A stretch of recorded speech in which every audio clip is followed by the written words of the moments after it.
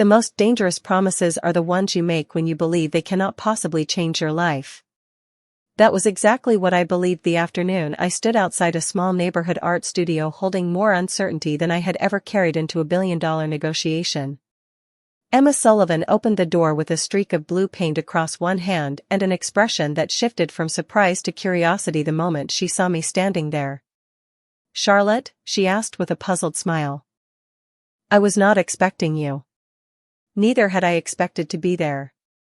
My schedule had been planned down to the minute, yet somehow I had driven across the city without rehearsing a single word. For the first time in years, I was about to ask someone for help with something no amount of money could solve. Emma stepped aside politely. "Do you want to come in?" I nodded and followed her into the bright studio where children's paintings covered one wall while unfinished canvases rested against another.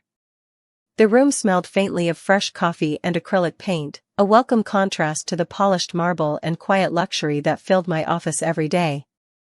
"My brother said you teach here now," I said, trying to sound calmer than I felt. Emma laughed softly. "He also probably told you I make everyone wear aprons because I do not trust paint around expensive clothes." I glanced down at my tailored navy suit. He was right. She crossed her arms with an amused smile. "So what brings one of the busiest chief executive officers in New York to my little studio?" I looked directly at her because there was no graceful way to begin. "I need a favor." Her eyebrows lifted slightly. "That sounds serious." "It is." She waited patiently, never rushing me. Emma had always been like that whenever our paths crossed at family dinners or holiday gatherings hosted by my younger brother. She filled silence without fearing it. I, on the other hand, had built an entire career by controlling it. Finally, I said the words that had sounded impossible only moments earlier. "I need you to pretend to be my girlfriend for one night." The studio became perfectly quiet. Emma blinked once, then twice, before letting out a short laugh. "That has to be a joke." I did not smile. Her laughter slowly faded as she studied my face more carefully. "You are serious." "Completely." She walked toward the small coffee machine in the corner and poured 2 cups before handing one to me. "I think this conversation requires caffeine." I accepted the mug with a grateful smile. "Probably." She leaned against the work table, still watching me with open curiosity instead of judgment. "Why me?" I took a slow breath. "Because my brother trusts you more than almost anyone." "Because I trust his judgment." "And because you are the only person I know who would tell me no if this crossed a line." Emma lowered her eyes briefly before looking back at me. "There is a wedding, is there not?" I nodded. "My cousin's wedding is this Saturday." She smiled knowingly. "And your family has decided it is time for you to stop arriving alone." "They have been deciding that for years." "So you want to borrow a girlfriend?" "Only for one evening." She wrapped both hands around her coffee mug and studied me with thoughtful silence. "Charlotte, you realize pretending is rarely as simple as people expect." I looked around the colorful studio before answering honestly. "That is exactly what I am afraid of." For the first time since I had walked through her door, Emma did not laugh. Instead, she met my eyes with unexpected kindness, and although neither of us realized it yet, the most complicated part of the story had never been convincing everyone else that we belonged together. It was convincing ourselves that we never truly could. Emma did not answer immediately. Instead, she carried both coffee mugs to a small wooden table beside the studio windows where the afternoon sunlight painted warm patterns across scattered sketchbooks and colored pencils. She motioned for me to sit, and for the first time that day I realized how unusual it felt to be somewhere that had nothing to do with board meetings, quarterly reports, or investor presentations. Children laughed in the next room as they finished an art class, and the simple sound seemed strangely unfamiliar after years spent inside conference rooms where every conversation carried a financial consequence. Emma finally broke the silence with a gentle smile. "Before I even think about answering, I need to understand why you came to me instead of hiring someone." I laughed quietly. "Because pretending cannot be purchased." She tilted her head with curiosity. Explain. I wrapped both hands around the warm coffee mug before speaking. My family knows me too well. If I arrived with someone who felt rehearsed, they would recognize it immediately. They have watched me avoid every attempt to introduce me to someone for almost 10 years. Emma smiled knowingly. Your brother has mentioned that once or twice. I am sure he has mentioned it more than once. She laughed, and I found myself relaxing in a way I rarely allowed. He says you have always treated relationships like items on a calendar. Important, but never urgent. I looked out the window for a moment before answering. Your brother is usually more observant than I would like. Emma rested her elbows lightly on the table. So why does this wedding suddenly matter? I took a slow breath. Because it is my grandmother's 80th birthday celebration as well. The wedding and the birthday are being celebrated together, and everyone I care about will be there. She nodded thoughtfully. You do not want another weekend filled with questions. Exactly. Emma looked down at her coffee before asking another question. Why me, Charlotte? We have known each other for years, but only through your brother. We are friendly, not especially close. She was right. We had met countless times at backyard barbecues, Thanksgiving dinners, birthday celebrations, and Christmas mornings. She always arrived carrying homemade desserts instead of expensive gifts. She remembered everyone's favorite pie, every child's birthday, and even my grandmother's preferred tea without writing any of it down. Somehow she belonged naturally wherever people gathered, while I usually stood politely at the edge of every conversation until someone asked me about work. That is exactly why, I admitted. You already know my family. They already know you. Nothing will feel forced. Emma considered my answer for several quiet seconds. Your brother is going to tease both of us forever if I agree. I smiled for the first time that afternoon without forcing it. That possibility has crossed my mind. She laughed again before becoming unexpectedly serious. Charlotte, I will only agree if we are completely honest with each other. Of course. She began counting on her fingers. First, no pretending after the wedding. Second, no making promises we cannot keep. Third, if either of us becomes uncomfortable, we stop immediately. Fourth, we remember this is only to help you through one family event. I nodded after every condition. Agreed.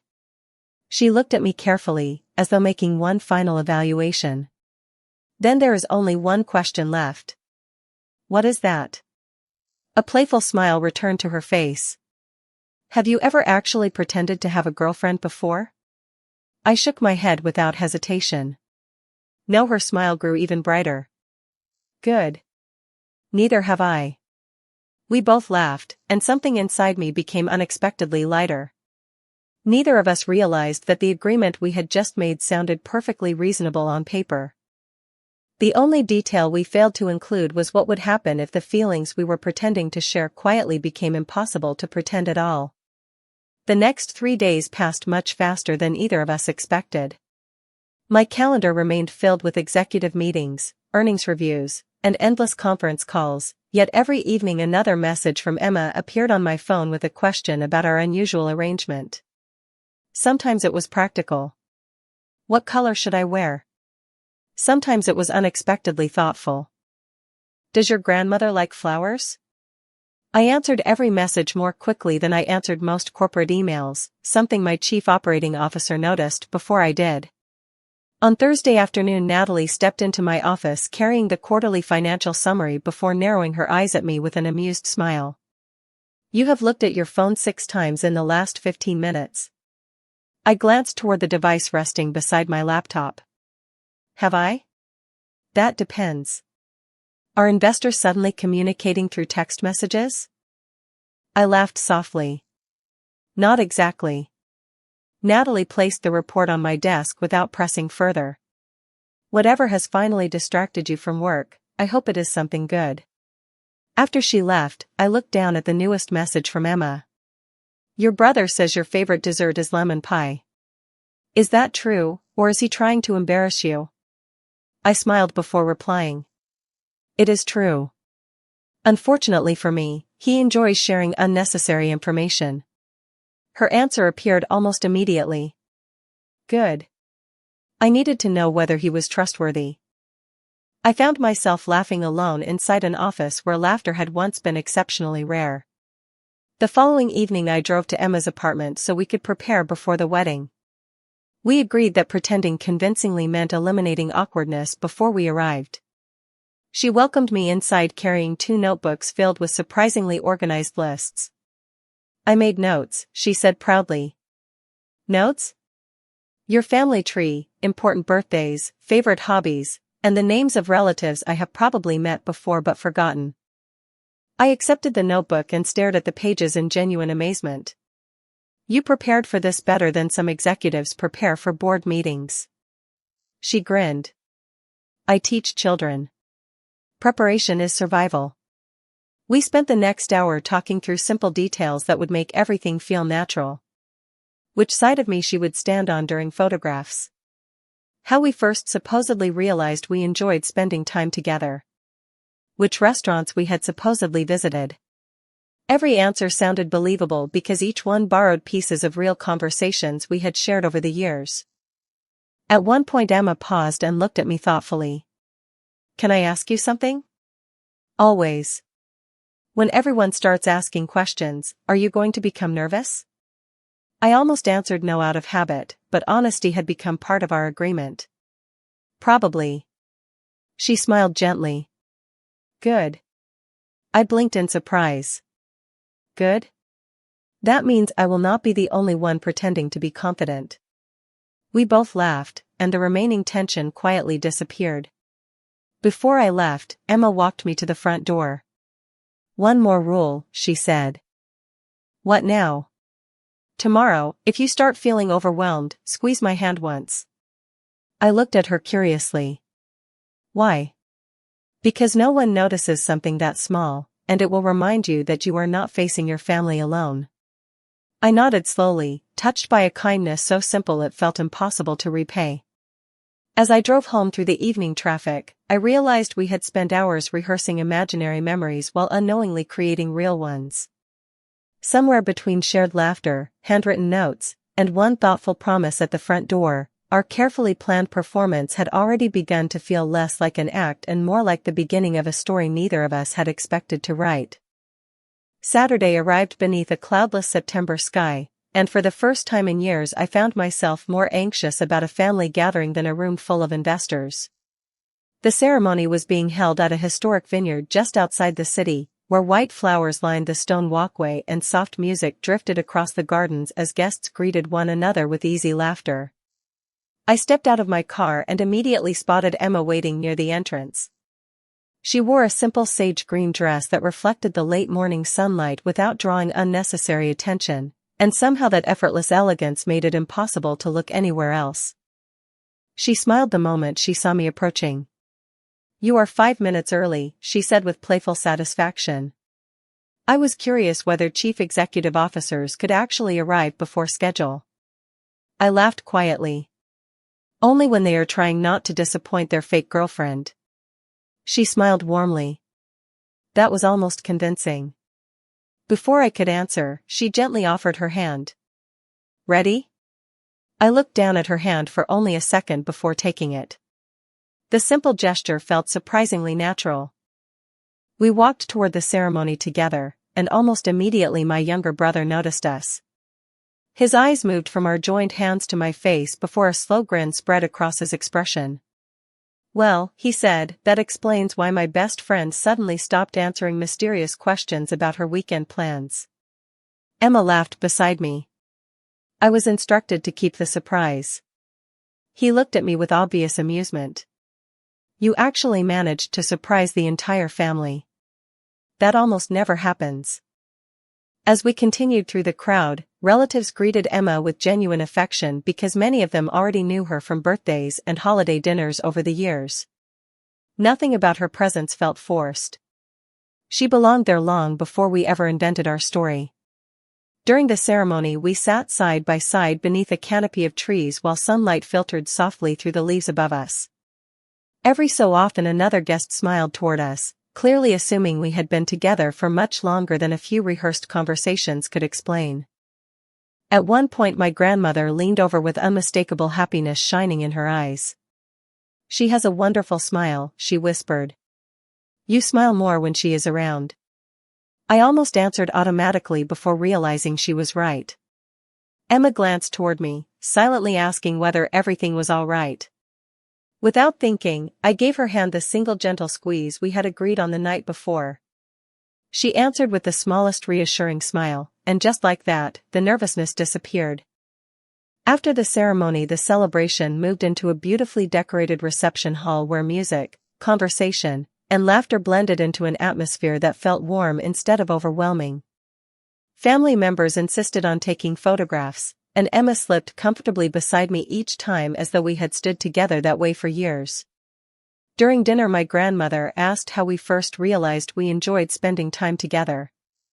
Emma answered with calm confidence, weaving together details from the stories we had practiced until everyone at the table laughed naturally. I added a few memories of my own, only realizing afterward that half of them were no longer invented. They had happened during coffee in her studio, handwritten notes before the wedding, and quiet conversations that belonged entirely to us. Later that evening the band invited couples onto the dance floor. Emma looked toward me with gentle uncertainty. "Do you think we should?" I hesitated for only a heartbeat before nodding. "I think everyone expects us to." She smiled softly. "Then let us not disappoint them." As we stepped onto the dance floor surrounded by friends and family, I suddenly understood the one possibility neither of us had planned for. Pretending in front of everyone else was becoming easier with every passing minute. Pretending to myself was becoming almost impossible. By the time the last song ended and the newly married couple drove away beneath a shower of flower petals, the evening had become everything I expected and nothing I had prepared for. Our agreement had been fulfilled.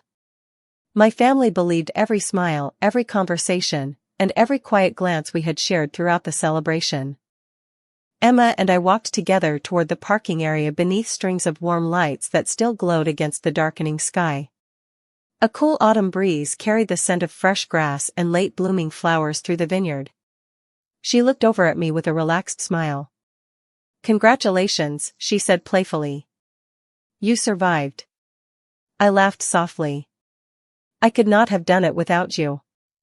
"That was the arrangement." "No," I answered after a thoughtful pause. "You gave me something much more valuable than a convincing performance." She tilted her head with gentle curiosity but did not ask another question. Somehow she always seemed to know when silence deserved a little more time. The drive back to the city was peaceful. We talked about my grandmother's stories, my brother's endless teasing, and the little girl at the reception who had insisted Emma show her how to fold paper flowers during dinner. Every memory made us smile as though we had attended the wedding simply to enjoy ourselves instead of maintaining an elaborate pretense. When we finally reached Emma's apartment building, I parked at the curb but made no effort to turn off the engine. Neither of us seemed eager to end the evening. Emma rested her hands quietly in her lap before speaking. "Well, I guess this is where our very successful partnership officially ends." I nodded, even though the words settled heavily inside me. "That was always the plan." She smiled warmly. "I am glad I said yes." "So am I." Another comfortable silence followed. It should have felt like the natural conclusion of a simple favor. Instead, it felt strangely unfinished. Emma opened the passenger door, then paused before stepping outside. "Take care of yourself, Charlotte." "You too." She disappeared behind the entrance doors, and within seconds the sidewalk looked unexpectedly empty. I remained parked there for another minute, watching the lights inside the building without fully understanding why I could not convince myself to drive away. Eventually I returned to my penthouse, where everything appeared exactly as I had left it that morning. The polished floors reflected the city lights beyond the windows. The carefully arranged furniture remained perfectly in place. The silence was familiar, yet it no longer felt peaceful. I placed my keys on the kitchen counter and instinctively glanced toward the second coffee mug still resting in the cabinet from the morning I had imagined someone else might eventually use it. For the first time in years, the apartment felt too large for one person. On Sunday morning I woke later than usual and almost reached for my phone to ask Emma whether she had made it home safely before remembering there was no longer any reason to text her. Our agreement had ended. By Monday, I was back inside my executive office reviewing contracts, but every accomplishment felt oddly incomplete. During lunch I caught myself wondering whether Emma had remembered to eat between classes. That afternoon I passed an art supply store while driving to another meeting and almost stopped because I remembered a conversation about the paintbrushes her students loved using. I kept driving, yet the thought remained with me. Late that evening, as the lights of Manhattan shimmered beyond my office windows, I finally admitted the truth I had been avoiding since we left the vineyard. I did not miss pretending to have a girlfriend. I missed Emma herself, and the realization frightened me because our agreement had ended exactly as planned, while the feelings it awakened inside me had only just begun. The week after the wedding should have felt ordinary again. Instead, every ordinary moment reminded me of someone who was no longer part of my daily routine. I buried myself in meetings, acquisitions, and strategic planning, hoping that work would restore the familiar balance I had always relied upon. It did not. During one executive meeting, my chief financial officer paused halfway through a presentation and looked directly at me. "Charlotte," she said gently, "you have asked me the same question 3 times. The room became quiet. I looked down at the report in front of me and realized she was right. I had been reading the same paragraph without understanding a single number. After the meeting, Natalie walked beside me toward my office. "You have never been distracted like this before." I smiled politely. "Perhaps I need more coffee." She laughed softly. "No. I think you need honesty." Her words followed me for the rest of the afternoon. That evening, while driving home, I passed the neighborhood where Emma's art studio was located. Without planning to, I turned at the next intersection and parked across the street. Through the large front windows I could see children gathered around colorful easels while Emma moved from table to table, encouraging each student with the same patient smile she had shown my family throughout the wedding weekend. She looked completely at home there. I remained in the car for several minutes before realizing how strange my behavior had become. I was a woman who negotiated international business agreements without hesitation, yet I could not gather the courage to walk across one quiet street. The following afternoon I finally did. I stepped into the studio carrying a small paper bag from a neighborhood cafe. Emma looked up from arranging paintbrushes and smiled with genuine surprise. "Charlotte." She glanced at the bag in my hand. "Please tell me that is coffee." "It is," I answered with a smile. "And 1 lemon scone." Her eyes widened slightly. "You remembered." "I remembered you saying it was your favorite after Saturday's breakfast." She accepted the bag with quiet gratitude. "Thank you." I looked around the room filled with unfinished paintings and bright colors. I was nearby after a meeting. She raised one eyebrow playfully. "My studio is almost 20 minutes from downtown." I laughed because she had caught me immediately. "You notice everything." Occupational habit. We shared coffee while the studio remained peacefully empty between classes. Our conversation flowed with surprising ease, moving from children's artwork to favorite museums, travel dreams, and the book stacked beside her sofa waiting to be read. There was no need to invent shared memories anymore. We were creating real ones with every passing minute. Before I left, Emma handed me 2 tickets she had tucked inside one of her sketchbooks. "There is a new Impressionist exhibition opening Friday evening," she said. I was planning to go alone, but I thought perhaps you might enjoy it. I accepted the tickets carefully. "Are you inviting me as a friend?" She smiled warmly, her eyes holding the same quiet kindness that had first convinced me to trust her. "I am inviting you as Charlotte." The simple answer stayed with me all the way back to my office. For the first time since our agreement had ended, I understood that neither of us was searching for another reason to pretend. We were searching for reasons to keep choosing each other's company, and that felt far more meaningful than any promise we had ever rehearsed. Friday evening arrived with the quiet anticipation of something neither of us was willing to name. I met Emma outside the art museum just before sunset, where the glass entrance reflected the fading light across the city skyline. She waved the 2 admission tickets with an easy smile. I was beginning to think a chief executive officer might cancel because of an emergency meeting. I smiled as I walked toward her. I almost did. Then I realized some meetings deserved to be missed. She laughed softly. That sounds unusually rebellious. Do not expect it to become a habit.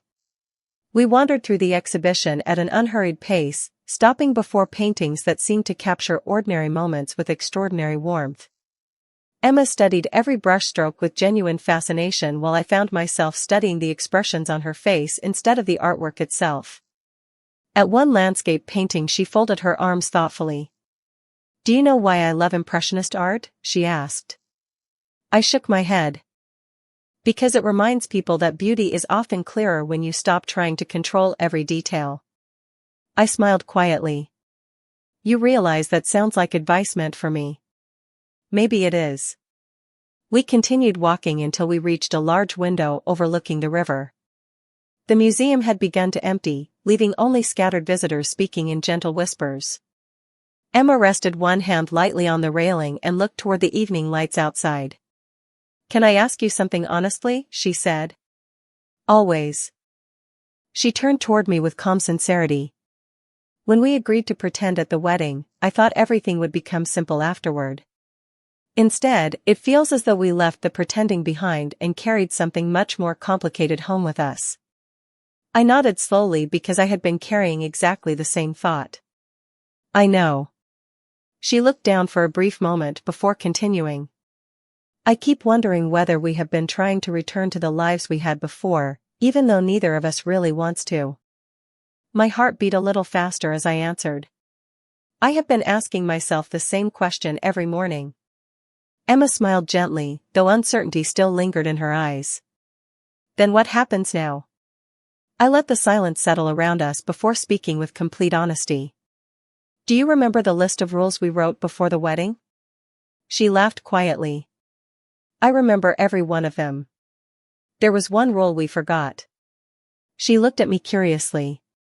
Which one? I could not help smiling at the irony. We forgot to write down what would happen if pretending changed us. Her expression softened. Maybe because neither of us believed it would. I took one careful step closer, leaving enough space for her to choose whether to close the distance herself. Somewhere between your studio, my family's wedding, and every conversation afterward, I stopped thinking about how to explain our story to other people. I paused, meeting her eyes without hesitation. I started wondering whether I could imagine my future without you in it, and I realized I could not. Emma remained perfectly still for a long moment before a quiet smile slowly appeared. Charlotte, she whispered, I kept waiting for the agreement to end because I thought that was what you wanted. The truth is, every time you found another reason to see me, I secretly hoped you were forgetting the agreement too. I laughed softly with relief. I did not forget it. No? I simply discovered it was incomplete. She tilted her head with gentle curiosity. Incomplete how? I answered with the simplest truth I had ever spoken. Because I forgot to include the part where I fell in love with you. The evening breeze drifted through the open terrace beyond the museum windows, and in that quiet moment neither of us needed another carefully rehearsed promise. The only thing left was the certainty that the story we had invented for one unforgettable night had quietly become the life we both wanted to keep living. The conversation at the museum stayed with me long after we walked back into the cool evening air. Neither of us felt the need to rush toward grand declarations or dramatic promises. Simply knowing that the feelings were real seemed more valuable than trying to define the future all at once. We began seeing each other openly, one quiet afternoon at a time. Sometimes we met for coffee before Emma's first art class. Other days she visited my office after work, where we talked about everything except business until the lights of Manhattan slowly filled the windows behind my desk. The more time we spent together, the more natural everything became. There was no pretending anymore, only two women discovering that honesty required far less effort than performance ever had. A week later, my younger brother called and asked whether I could stop by our parents' house for Sunday dinner. His voice carried an unusual hint of amusement that immediately made me suspicious. "You sound like you know something," I said. He laughed. "Maybe I do." When Emma and I arrived together that Sunday evening, every member of my family greeted her exactly as they always had, yet I noticed several knowing smiles exchanged across the dining room. Dinner unfolded with familiar stories, gentle teasing, and far too much homemade dessert. Finally, my brother leaned back in his chair, folded his arms, and looked directly at us. "Can I ask one question?" Emma smiled nervously. "You were going to ask it anyway." "Probably." He grinned. "So are the two of you still pretending?" The room became quiet for only a moment. I looked toward Emma, giving her every opportunity to answer first if she wished. Instead, she reached for my hand beneath the table before looking back at my brother with calm confidence. "No," she said softly. "We stopped pretending a while ago." My brother smiled so widely that everyone else immediately began laughing. "I knew it," he said. "Honestly, I knew before either of you did." I raised an eyebrow. "You never said anything." "Because some people need time to recognize happiness when it finally finds them." My grandmother reached across the table and gently covered our joined hands with hers. "I have watched both of you for years," she said warmly. "One of you spent too much time working. The other spent too much time taking care of everyone else. I am very glad you finally found someone willing to do both for each other." Her words settled over the room with quiet warmth. There were no dramatic speeches, no difficult conversations, and no hesitation from the people who mattered most. They accepted us because they had always cared more about whether we were genuinely happy than about the unusual way our story had begun. As Emma and I drove home beneath the glowing city lights later that evening, she looked out the window before smiling softly. "Do you know what I keep thinking about?" "What?" "The funniest part of all this." I glanced toward her with curiosity. "Which is?" She laughed gently. "You asked me to help you survive one wedding. Somehow I ended up becoming part of your family anyway." I smiled as I reached over and briefly held her hand before returning my attention to the road. "Maybe that was always the destination," I said quietly. "We just happened to take the most unexpected route to get there." 1 year later, I found myself returning to the same vineyard where everything had quietly begun. Another wedding was being celebrated beneath the familiar rows of green vines, and warm afternoon sunlight stretched across the gardens exactly as it had the day Emma agreed to stand beside me when neither of us believed the story would last beyond a single evening. This time we arrived without rehearsing conversations, inventing memories, or worrying about convincing anyone that we belonged together. We simply walked hand in hand through the entrance, smiling at friends and relatives who greeted us with the comfortable affection reserved for people whose happiness had become wonderfully ordinary. My grandmother hugged Emma before she hugged me, pretending not to notice my playful expression. "She still arrives before you do," I teased. Emma laughed softly. "Someone has to make sure you do not spend the entire afternoon talking about work." My grandmother smiled knowingly. "She has been taking excellent care of you." I answered before Emma could. "She always has." The ceremony unfolded beneath a clear blue sky while music drifted gently across the vineyard.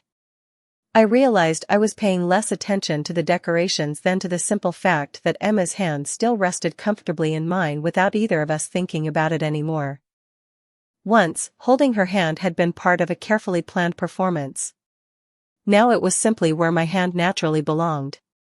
During the reception, my younger brother raised his glass with an unmistakable grin. "I would like to make a short toast," he announced. Every conversation paused. He looked directly at Emma before turning toward me. "A year ago I watched my sister bring my best friend to a wedding, and I was almost certain they were pretending. I was wrong about only one thing. They were pretending at first." Everything that mattered afterward was completely real. Laughter and warm applause filled the room. Emma looked at me with the same gentle smile that had first welcomed me into her art studio, and I realized there was no version of my future that made sense without that smile in it. Later that evening we stepped outside while the celebration continued behind us. The vineyard was quiet except for distant music and the sound of a light breeze moving through the leaves. Emma slipped her arm through mine as we walked slowly along the same stone path where we had once worried about remembering imaginary details for curious relatives. "Do you ever think about that first conversation in my studio?" she asked. I smiled. "Almost every week. If I had laughed a little harder and convinced myself you were joking, none of this would have happened." I looked toward the lights glowing warmly inside the reception hall before answering. "Sometimes the smallest decision changes everything." She stopped walking and looked at me with peaceful certainty. "Then I am very glad we both said yes." I nodded, knowing she was talking about far more than one unusual favor. We returned to the celebration together, surrounded by the people who had watched our impossible beginning become something steady, honest, and lasting. Looking back now, I no longer remember that season of my life as the time I asked someone to pretend to love me for one evening. I remember it as the moment I finally discovered that the greatest chapters of life rarely begin with perfect plans. They begin with unexpected kindness, quiet courage, and one simple invitation that leads two hearts toward the home they had been searching for all along.